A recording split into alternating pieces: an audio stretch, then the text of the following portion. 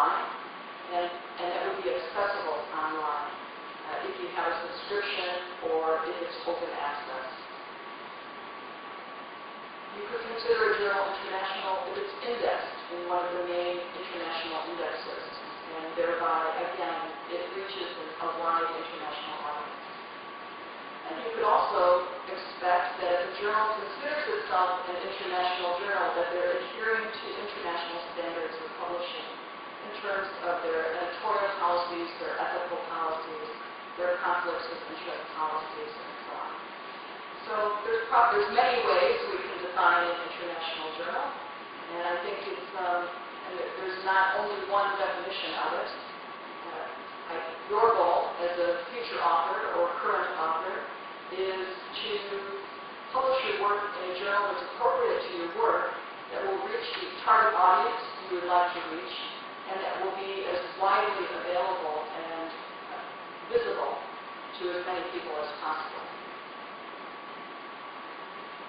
All right, now, again, in thinking about international journals, if you look at where the top 200 science journals are published, you would think there's only 6 countries in the world publishing any kind of journal at all, because they're really focused on the United States and the UK and the Netherlands, in part because some of the major publishers are located in these countries.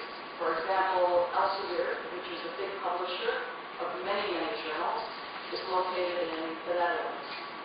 And Wiley, Francis and Taylor, and other publishers are located in the United Kingdom. So, even though we consider many of the journals that are published in these countries international, really they're coming from a very limited number of countries. Egypt publishes many journals, and you would never know it looking at some of these lists. So let's look at the top 200 environmental science journals. Now we get a little bit more variety, but we still have a fairly narrow range of countries that are publishing journals. And so, again, thinking about an international journal, it's important to look at more than where it's published, rather look at how international its editorial board is it reaching readers internationally, and so on. Okay, a third factor, we've talked about aims and scope, and we've talked about target audience. So a third factor to consider is time to publication. This is something that is usually much more important to authors than it is to journal editors. And it can depend on a number of factors. Journals that are published every week have a shorter time to publication because their journal is being published very often. If a journal is only published 4 times a year, it's likely the time to publication will be longer than if they publish once a month. There can be a difference in how quickly a paper is published online versus in print. Many journals now offer the opportunity when the paper is accepted to publish it online right away. And it's an official publication, but it might come before the print publication by many months. And that's important because that means your paper is out there longer and people have a chance to see it and cite it for a longer period of time. Partly the time to publication depends on the peer review process. One thing that you can know about a journal is how does it handle its peer review process. Many journals tell you exactly what they do in their instructions for authors. If you get an email, as I do, from a journal, and it says, submit your paper to us because we guarantee publication within 2 weeks. What does that tell you about the peer review process for that journal? It's really hard to have a good peer review process happen in a 2-week period. It takes a couple of weeks to find reviewers sometimes. The reviewers have to take some time if they're going to carefully evaluate that paper. And these things contribute to the time to publication. So it's not necessarily the best thing to look for absolutely the shortest time to publication. given a fair and objective and rigorous review. It might be important to have a short time to publication. For example, if you are going up for a promotion, or you need to have it on your CV by a certain period of time because you're applying for a position. And in those cases, it might be useful to look for a journal that has a rapid publication process. Some of them will allow a paper, if it's important, to be put into a fast track where they expedite or speed up the review process. They still do a rigorous job, but they recognize that it needs to occur quickly, and they will accommodate that. So depending on your circumstances for a particular paper, the time to publication might be important to you, or it might not be so important. And we'll talk more about how long things usually take when we talk about the peer review process. When you're thinking about time to publication, you also want to think, which time interval am I thinking about?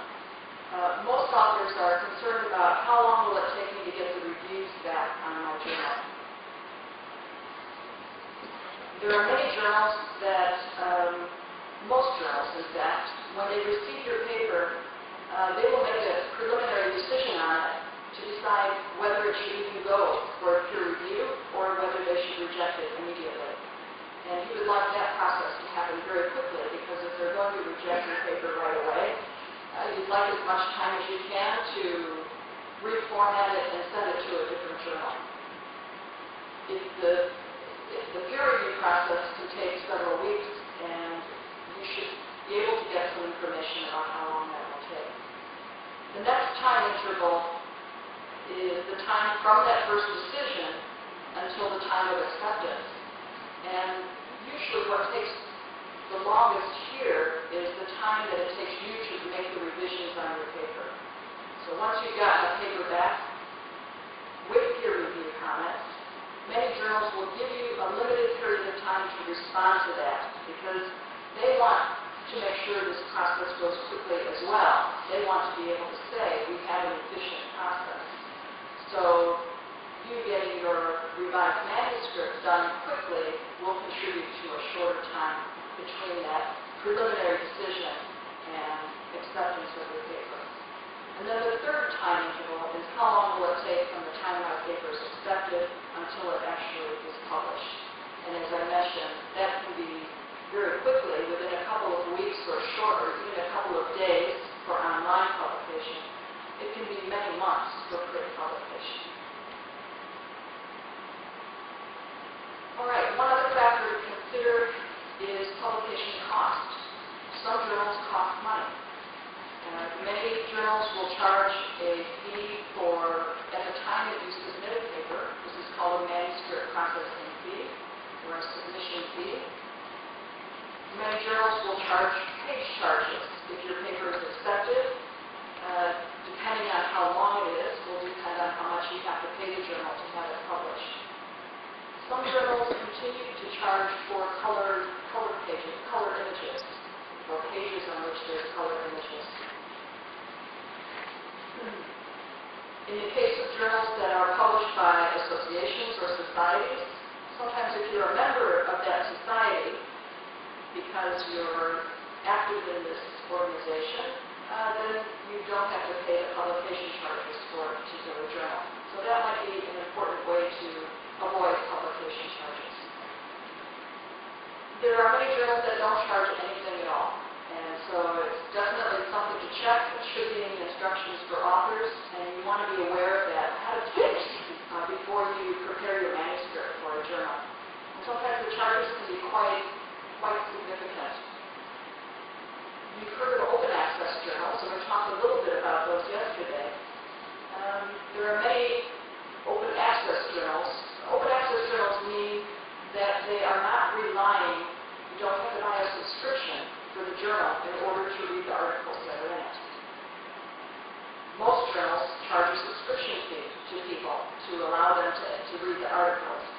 So how does an open access to the publication cost if they're not getting subscription fees from people or from libraries? If it's all free to everyone, how do they support their business? Well, one important financial model is that they charge authors. large manuscript processing fees or publication fees. Not all of them do, and many of them will waive that fee if you don't have funding from a grant or from your institution to publish it. But you definitely want to check with an open access journal before you submit your paper there so that you understand clearly what the costs might be and consider that ahead of time. The open access journals that I've checked recently in preparing these talks and doing some other things charge publication fees of up to 2,000 British pounds, 3,000 American dollars. And so that's a lot of money that most people can't afford individually. The journals are expecting that you're going to rely on your institution and your grant funding. And for many of us in areas for many people, this may not be available. All right, so cost, one other factor to consider in choosing a journal. Many other publication services might be important to you in your choice to select a certain journal. Does the journal have an online submission process? Does it have the ability for me to go online and find out where my manuscript is? Is it in the peer review process? Is it with the editor? And so on. Many journals offer these services. Will it publish my article online? That's so important. And will it publish it early online before or do I have to wait until the print journal comes out? Many journals now allow you to publish supplemental data, including long gene sequences, for example, or videotape, which is very useful for readers, and it's a nice way for you to share much of your data.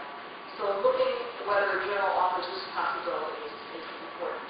And a lot of journals will provide complimentary reprints to you or provide you with an issue of the journal in which your article is published. So these are small items in general compared to some of the other things that we're going to consider, like journal prestige and importance. But when you're choosing, it's something to think about. Okay, so let's talk now about two of the things that I think people consider to be the most important factors in choosing a journal, in addition to aims and scope and target audience. And this is the quality and prestige of a journal. One of the best ways to know whether a journal is a good quality and prestigious and respected journal in the field is to talk with someone in your discipline who knows the journals in that area. What are their experiences with the journal? What is the word on the street about the reputation of a particular journal? At different disciplines, know. Different people who work in different disciplines know which the best journals are in their field. So it's important for you to develop networks in your research communities so that you know who's publishing where, talk with people about their experiences about different journals, and pay attention when you're reading the literature in your field of which articles are the really good ones and which journals are they being published in. It would be useful to know who the editor of a journal is. In general, that editor should be someone who is very well respected in their field and is known in their field. A lot of open access journals and some new model types of journals don't have an editor-in-chief at all. They have administrative people who manage the entire journal. It's a very different model from the typical journal where someone very prestigious is leading that journal and setting an important standard for the discipline. Who's on the editorial board? I mentioned the editorial board earlier as something good to check to get a sense of how international a journal is. But you also want to know who's on the editorial board, what institutions are they at? Are these well-known, respected experts in this field, or are they people that we've never heard of before? So the editorial board also reflects the quality and the prestige of the journal, because they're people who are often involved in not only in reviewing manuscripts, but in setting the policies of the journal, in writing editorials for the journal, in writing review articles for the journal. Look at the other authors who publish in the journal. Who are they? Are they international? Are they well-respected authors in their field? Are they famous people that you've heard about as you've been doing research in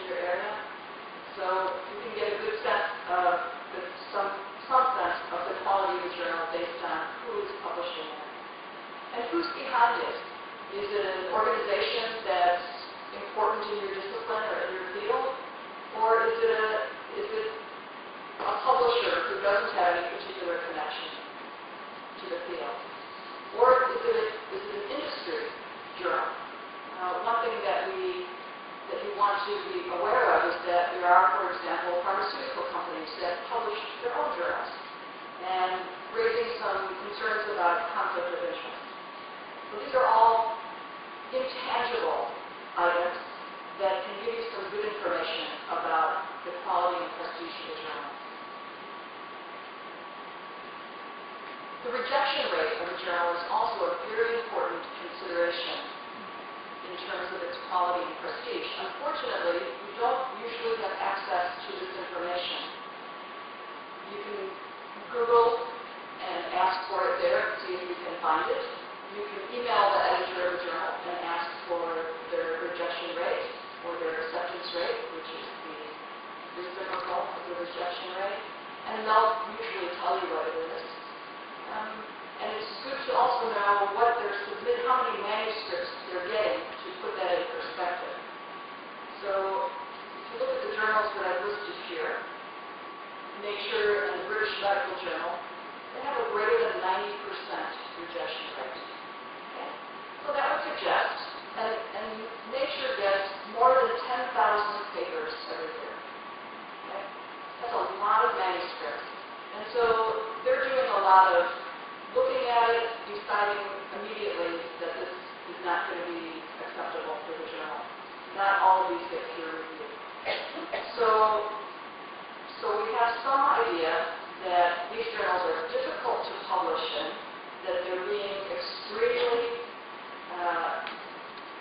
selective about the articles that they're publishing, both related to the scope, but importantly to the quality. So this is helpful information in understanding the quality of this journal.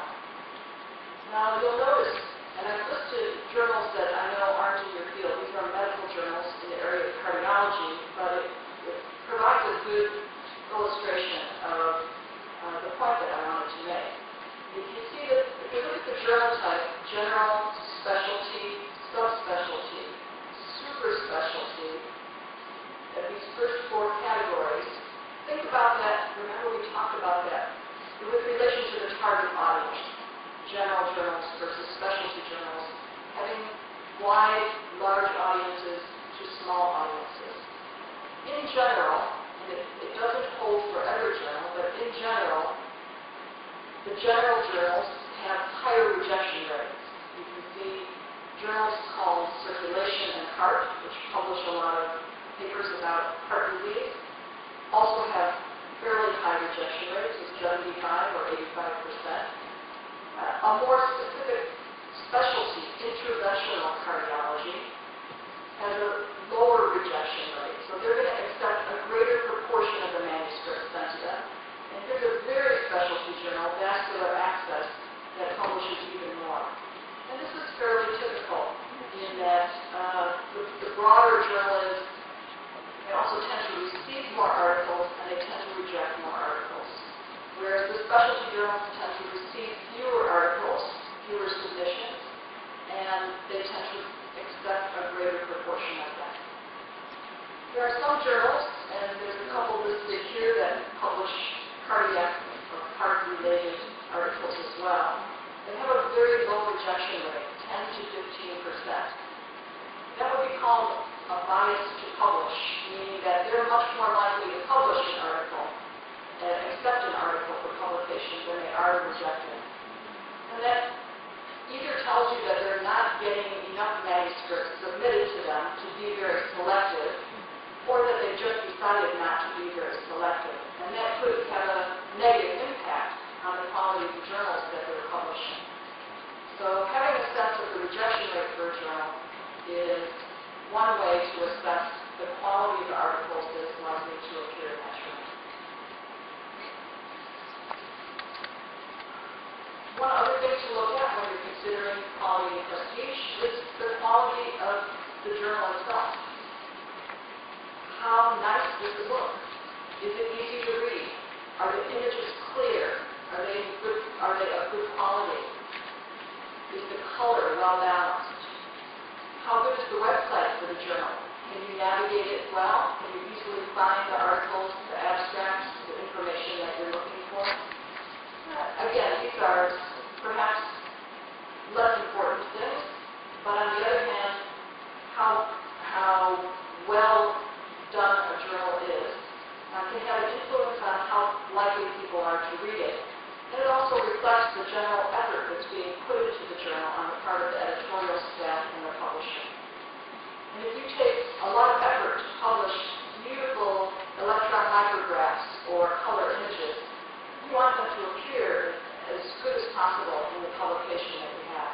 You don't want them to go to waste because the publishers didn't take the time to print a good quality image. So it ensures that your work is shown in the best way possible. Okay, finally, the impact factor and other metrics, because there are many, many metrics out there.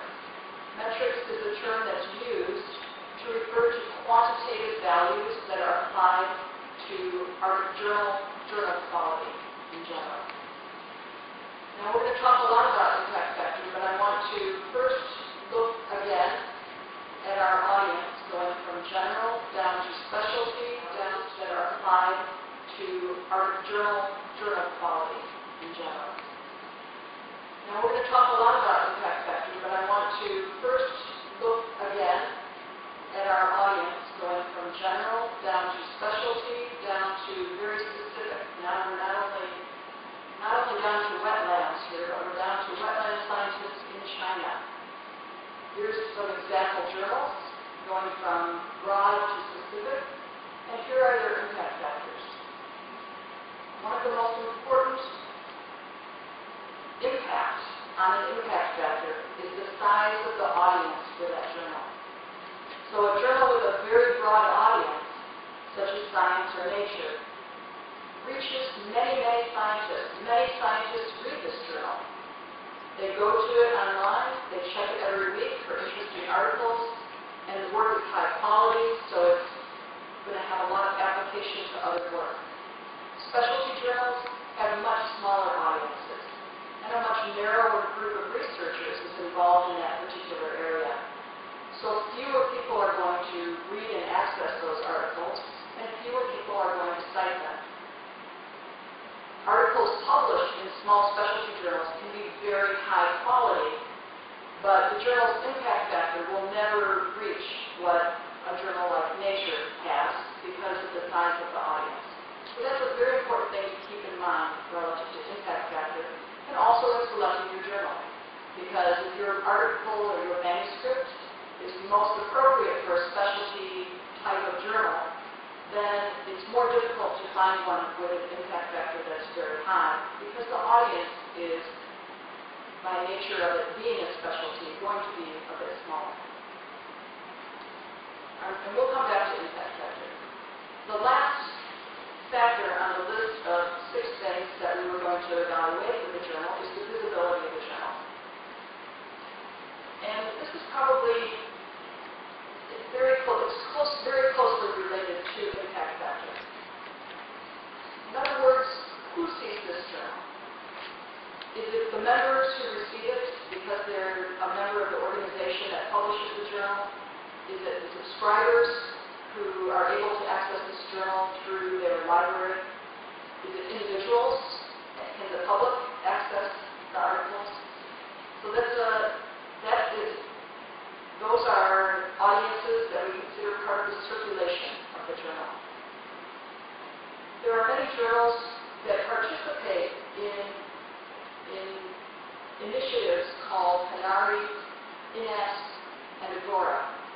And these are initiatives that allow libraries who can't afford journals to get them free of charge or at a very low cost.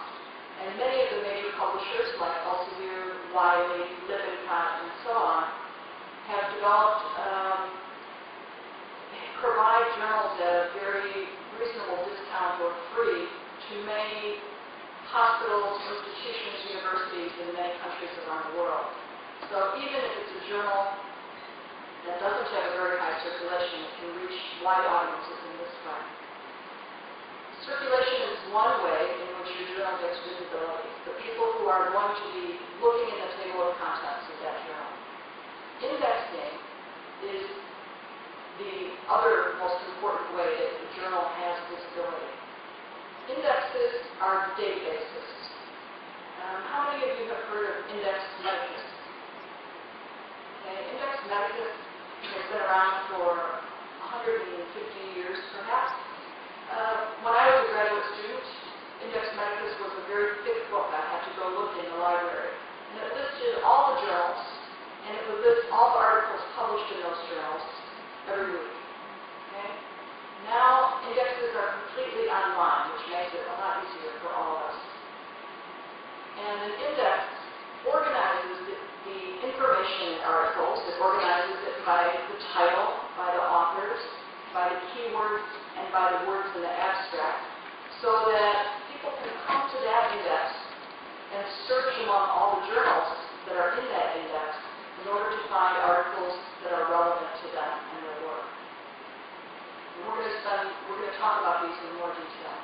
So indexes are a very important way to reach all those other people that we want to reach with our articles who might not have subscriptions to the journal or be members of organizations who are receiving journals.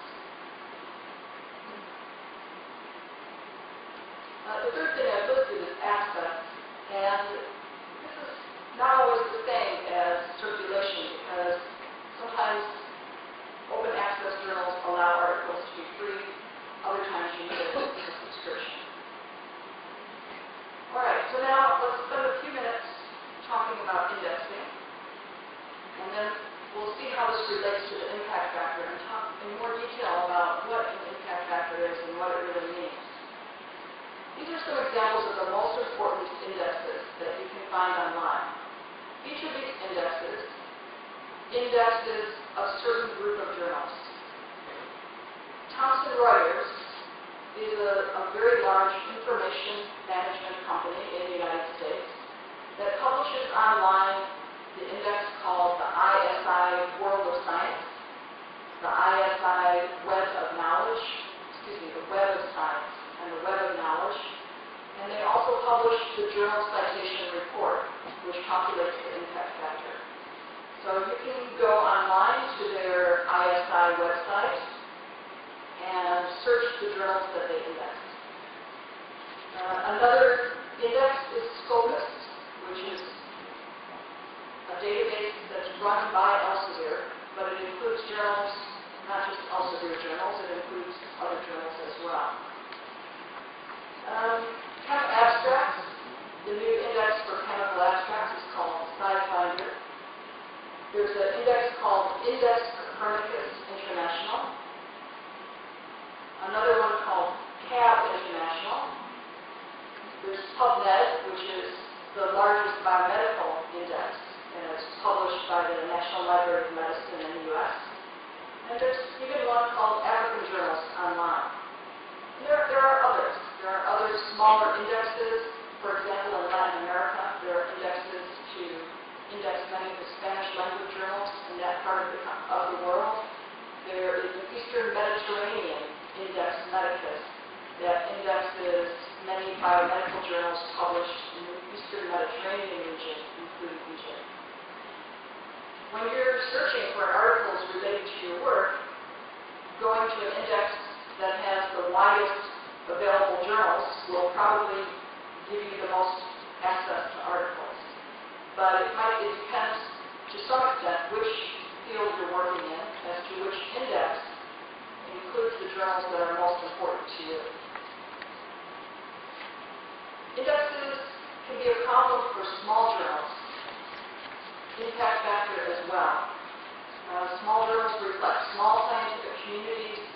They don't have as much money. They're often published in different languages, but they can have important roles in their community. So sometimes it's useful to go to an index that is regional so that you can identify work that's being done that's relevant to your region. All right, there's three types of indexes. The first is open indexes. These are indexes to which any journal can have its articles indexed. These include Google Scholar and Index Copernicus. Secondly, there are quality-controlled indexes.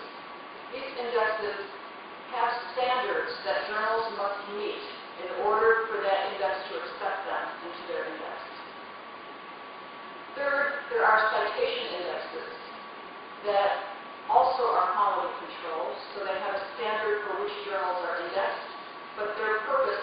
to document citation data and to report citation data. And that includes Scopus and the ISI Science Citation Index.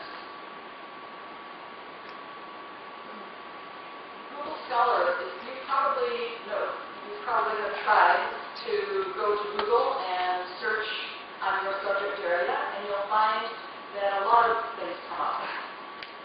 Google Scholar, in particular, indexes any website or publication that defines its content as being scholarly.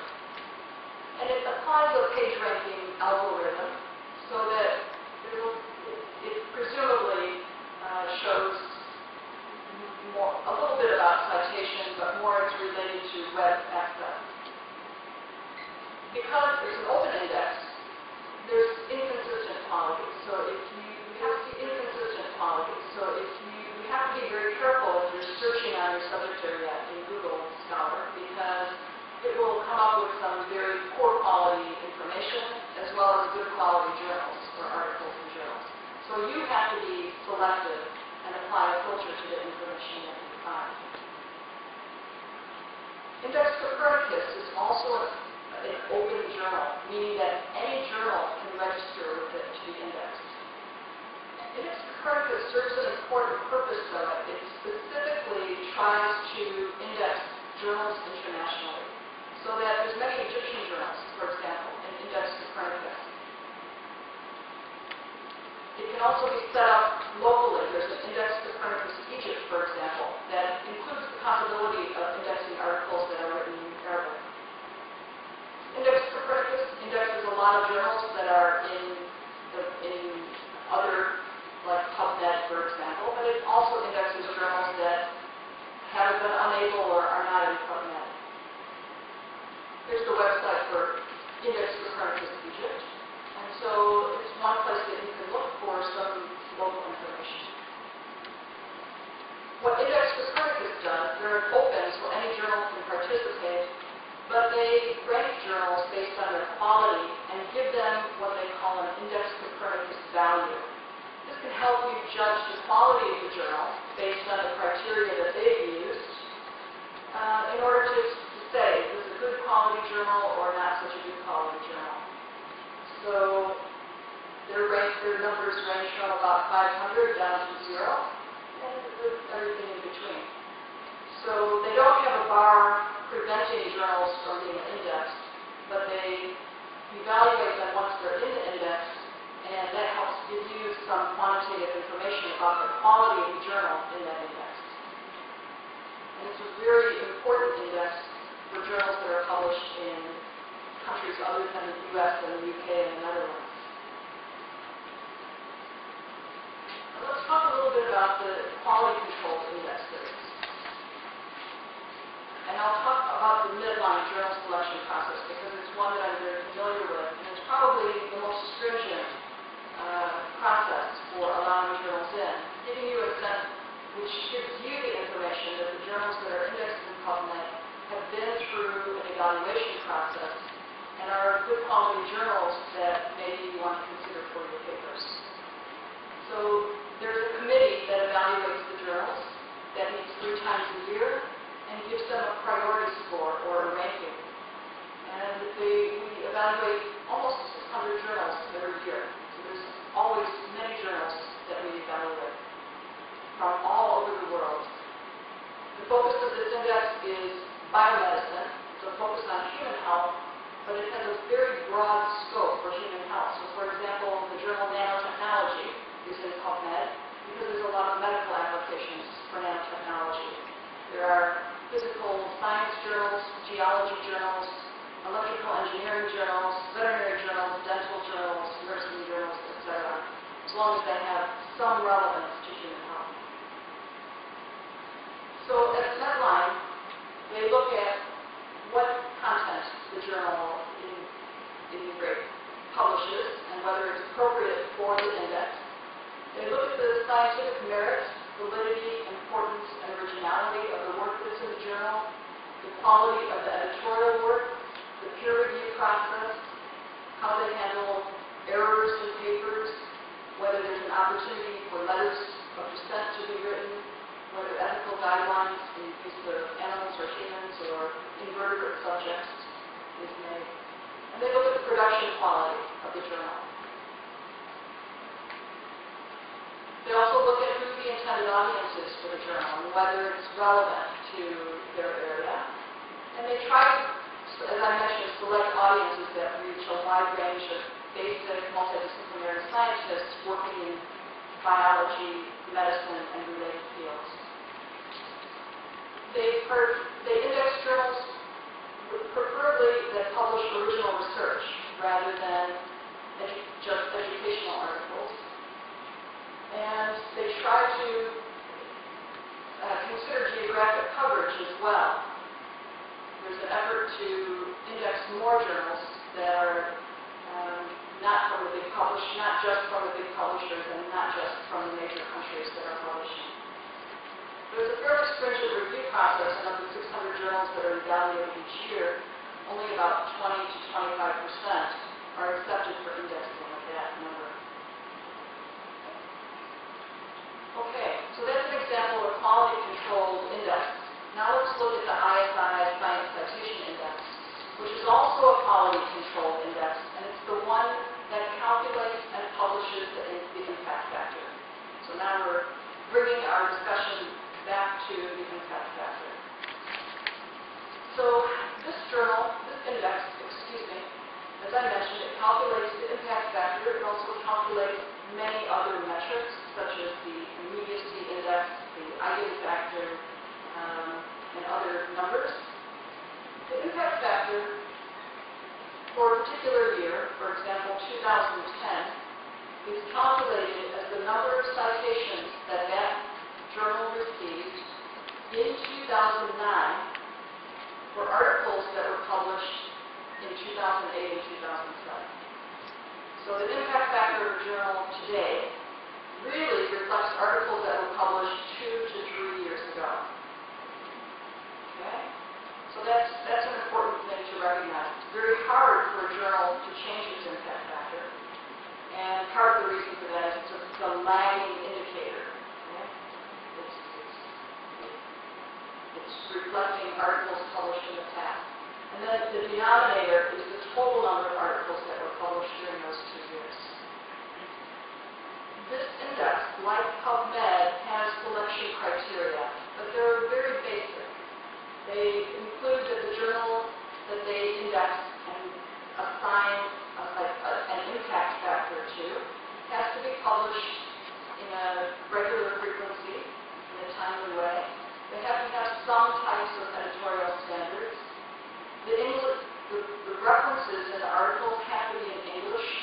They can't be in Greek or Arabic or other letters that can't be easily processed by them. And they look somewhat at the content to make sure it's appropriate, and they look for international diversity. So some of the same things, but a more open system. They have more journals are in the ISI index than are in PubMed. The original goal of the impact factor was for librarians, to help librarians decide which journals should be carried in their library, because they had to decide each year how to spend the money in the budget for the library. It was also intended to help publishers and editors, as well as authors and information analysts. And it's really evolved over the last 15 to 20 years to become equivalent to what people think of as good journal quality. What the impact factor is measuring is the impact of an article based on how often that article is cited by other people. That's a very important reason why we publish scientific articles, is so that it can contribute to other people's research and contribute to important knowledge in the world. There are other important reasons that characterize the value of an article, however. So it's important to recognize that citations are one aspect of a journal's quality. They reflect the impact on other researchers. The impact factor has come under a lot of scrutiny because very heavily in ways that it wasn't originally intended to be used. So I'd like to talk about a few of the problems that there are with the impact factor, but I'd like to qualify it by saying that regardless of these problems, impact factor probably does, based on the research that's been done, correlate roughly with the quality of the journal. So here's some of the problems. There are a lot of factors that affect the citation rate of articles. For example, review articles are cited much, much more frequently than original research articles. So if a journal is a journal of immunology reviews, it's, by its very content, going to have a higher impact factor than an immunology journal that publishes original research. The impact factor is also open to abuse and manipulation, and I'll show you some examples of this. People, editors, authors, publishers go to a lot of effort to improve the impact factor of their journal because they know that people look at it as an indicator of quality. Another consideration with impact factor is very difficult to compare fields, in part because of what I showed you earlier. Some fields are very big, other fields are very small. This means different sized audiences, different sizes of the research community, and a greater opportunity to be cited if your paper is relevant to a wide audience. Impact factor is a statistical calculation. It's a mean value, and the data, citation data, are very highly skewed data. So those of you who understand basic statistics would know that an average or a mean is not an accurate reflection of data that isn't normally distributed. Don't worry if you don't understand that, but it's an important point. For small journals that have very low impact factor, that means there's a lot of noise. The difference between publishing 5 more articles in 1 year could change the impact factor in a significant way. And impact factor is used not only now to evaluate journals, but it's applied to individuals. For example, and I'll show you some additional examples, decisions about merit and promotion in universities are sometimes made based on impact factor. This wasn't the original intent of the impact factor, and it doesn't correlate well with the quality of an individual paper or how often an individual paper was cited. So we need to keep that in mind as well. So let's look at each of these factors so that you understand them, because like all numbers, we really love numbers, and we want this impact factor to work because it has a lot of importance. But we also have to understand what's behind the numbers. So there's a lot of factors that affect citation rates. One of them is self-citation. We know our own papers really well, and we're going to cite them because we're going to cite our own articles in the articles that we write. The company that publishes the impact factor publishes a list of the 200 most cited scientists every year. And there have been scientists in that list where 90% of their citations have been self-citations, meaning that they're the ones who cited the articles. Many authors cite articles without really reading them, and that creates an inappropriate use of citations. There's a bias towards citing English language articles, because more people probably can read them. Some people cite articles that are poor quality because they want to make a point in their paper. So that's an example of using a citation when in fact it's not because it's a good quality article. It's having an impact, but for a wrong reason. As I mentioned, reviews are cited much more often than research articles, which are cited much more often than a case report of an interesting finding. And basic science articles are cited much more often than applied sciences or clinical sciences. We have to remember that a lot of the impact or a lot of the value of applied research is to help change practice and how things are done in the world. But a lot of those uses of published information aren't